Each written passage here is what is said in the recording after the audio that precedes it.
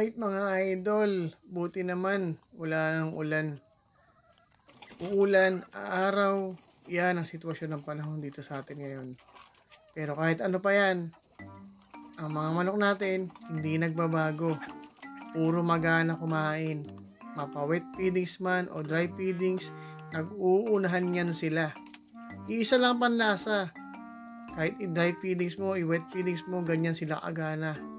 Ang bakit? Dahil Integra Feeds 3000 plus ang ginagamit natin mga bossing. Ayan. Dahil ang Integra 3000 sariwa, amoy gatas. Yung pure pellets ng Bimig Integra Feeds, siguradong sariwa yung feeds. Simula planta hanggang tindahan. Amoy na galing sa dekalidad na raw materials na tiyak ang sustansya para sa inyong mga alaga. Ayan mga idol. Integra 3000 plus ang ginagamit natin. Dry feedings, wet feedings, ganyan sila. Napaagana, napakaliksi. Tsaka pag ginawa mo talaga mga manok, ang gaganda ng sukat ng katawan, ang gaganda, bulto talaga mga bossing. Kaya yan, no? Ganadong ganado.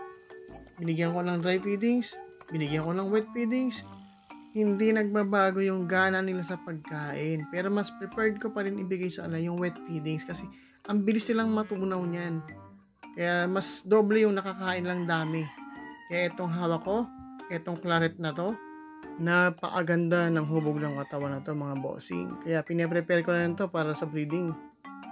Kaya ginagamitan natin ng wet feeding Integra 3000 plus. Ayan mga idol. Hinahanda na natin siya.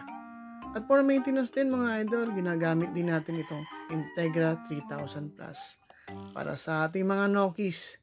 Kaya mga idol, mag-Bimig Integra Feeds na rin kayo mga idol.